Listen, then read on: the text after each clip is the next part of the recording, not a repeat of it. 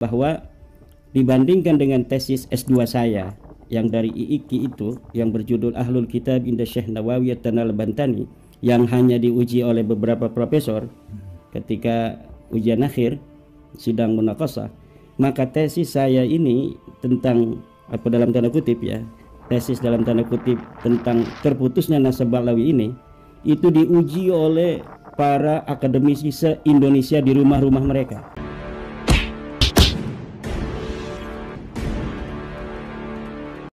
Assalamualaikum warahmatullahi wabarakatuh. Om Swastiastu, Namo Buddhaya, salam kebajikan. Kembali bersama 9.0 TV. Sahabat-sahabat dimanapun juga berada, saya kira memang diskursus soal nasab ini tidak akan pernah bisa selesai dan selamanya akan mengudara. Selama mereka semua yang merasa sebagai cucu Rasulullah Sallallahu Alaihi Wasallam tidak mau menerima kenyataan tanpa adanya antitesis yang dikeluarkan untuk bagaimana supaya mengklarifikasi secara langsung melalui antitesis oleh mereka para kelam Ba'lawi terhadap tesis yang dikeluarkan oleh Kiai Imaduddin Usman Al-Bantani sebelumnya. Ada hal yang menarik sahabat. Jadi ini sudah sangat luar biasa sebenarnya glorifikasi terkait soal nasab di lapangan. Ada banyak orang yang kemudian sudah mulai berdiskusi soal nasab Ba'lawi. Tetapi mereka lebih pada kecurigaan-kecurigaan mereka terhadap perilaku-perilaku sebagian oknum yang begitu kasar, yang begitu barbar, yang begitu kurang ajar, yang menganggap dirinya paling mulia di sisi Allah Subhanahu wa taala karena sebagai cucu Rasulullah. Seperti itulah perbincangan yang terjadi di tengah-tengah masyarakat dan saya kira hal tersebut ini terkonfirmasi dengan adanya tesis Kiai Imaduddin Usman Al-Bantani. Diskusi-diskusi itu mengalir saja di tengah-tengah masyarakat maupun di tengah-tengah kaum mahasiswa.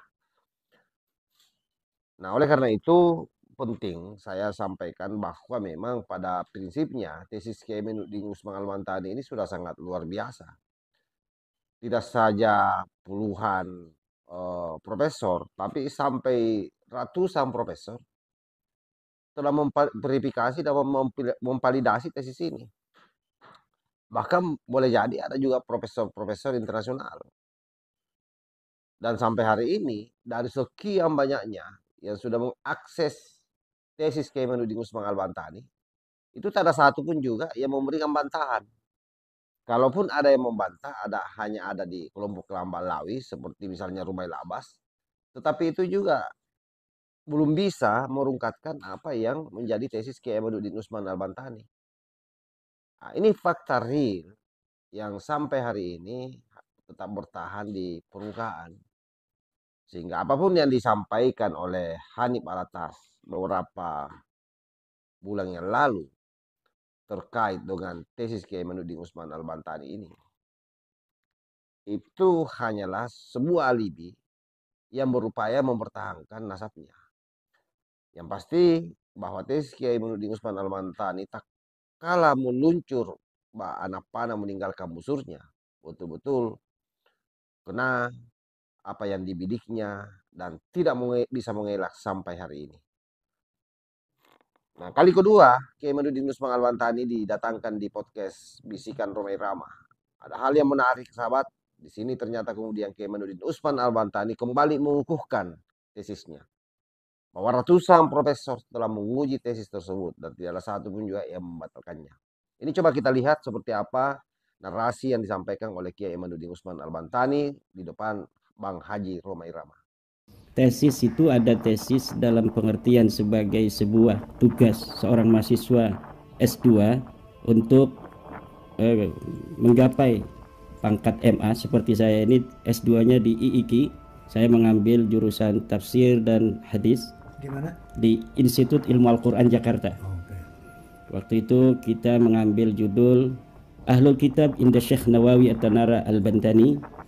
Ya, itu adalah tesis S2. Sedangkan tesis yang dimaksud oleh banyak orang tentang tulisan saya itu adalah sebuah kesimpulan filsafat. Dalam filsafat sintesa kan ada tesis, antitesis, dan sintetis gitu. Nah, itulah yang dimaksud. Jadi sebuah kesimpulan ilmiah itu disebut dengan tesis.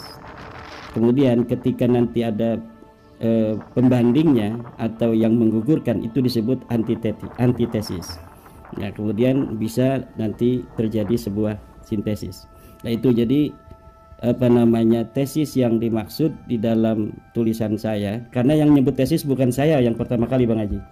Masyarakat menyebut, masyarakat berpendidikan menyebut kesimpulan itu sebuah tesis gitu. Tetapi menyebut itu tesis bukan antum ya? Bukan yang pertama kali. Tetapi apapun itu, bahwa dibandingkan dengan tesis S2 saya yang dari IIKI itu, yang berjudul Ahlul Kitab Inda Syekh Nawawiyah Al-Bantani, yang hanya diuji oleh beberapa profesor ketika ujian akhir sidang munaqashah, maka tesis saya ini tentang dalam tanda kutip ya, tesis dalam tanda kutip tentang terputusnya nasab Ba'lawi ini, itu diuji oleh para akademisi se-Indonesia di rumah-rumah mereka. Jadi ini lebih hebat daripada tesis saya yang waktu S2 itu. Oke, saya kira jelas ya. Kita sudah mendengar bagaimana paparan beliau. Tinggal saya kira memang sahabat-sahabat ini harus cerdas, memilah dan memilih informasi yang beredar viral di media sosial. Kenapa demikian? Karena tentu siapapun itu yang dirungkatkan nasabnya pasti akan marah.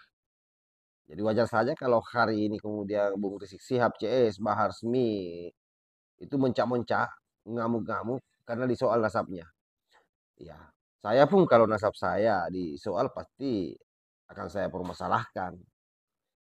Nah, tetapi bagi saya, ketika benar apa yang disampaikan oleh orang yang menyoal saya punya nasab itu, ya saya harus terima bahwa itu sebuah kenyataan.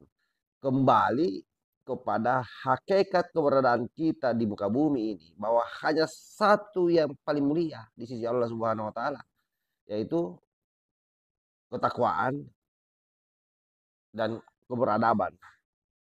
Selain daripada itu, saya kira tidak ada. Nah, seharusnya orang-orang Balawi, Balawi berpikir seperti itu. Tidak boleh kemudian mereka menganggap dirinya paling mulia, karena ketika itu mereka terus-menerus mengglorifikasi dirinya sebagai cucu Rasulullah padahal terputus dan itu dianggap sebagai sebuah kemuliaan, maka sesungguhnya mereka tidak ada bedanya dengan orang-orang jahiliyah yang sebelum datang Nabi Muhammad hidup berkembang di Jazirah Arab sana. Nah, itulah kebodohan mereka, itulah kebodohan mereka. Karena kemudian menjadikan nasabnya ini sebagai sesuatu yang sangat istimewa, yang menurutnya tidak akan dihisap nanti di akhirat. Kebodohan yang nyata, kebodohan yang dipertontonkan oleh mereka, dan ini sudah beratus-ratus tahun terjadi di Nusantara.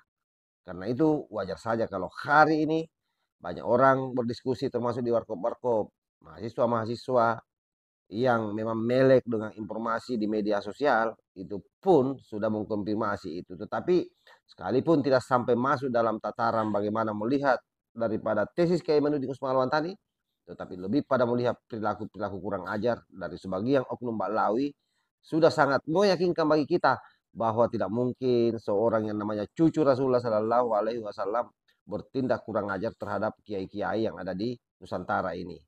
Wallahul muwaffiq ila aqwamit thoriq. Wassalamualaikum warahmatullahi wabarakatuh.